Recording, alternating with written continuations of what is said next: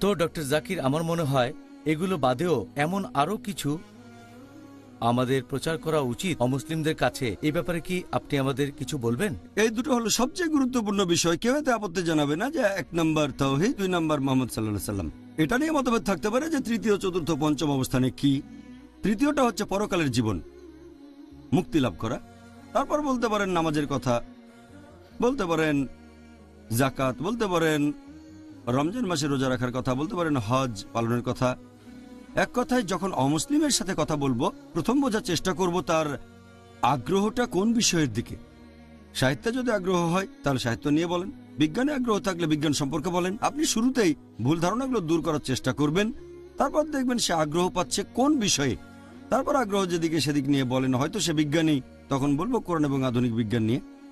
তাকে সেই বিষয়গুলো বোঝানোর চেষ্টা করব যেগুলো সে পছন্দ করে। তারপর আলোচনা করব তাওহীদ, রিসালাত আর অন্যান্য বিষয়। ইনশাআল্লাহ। জাযাকাল্লাহ।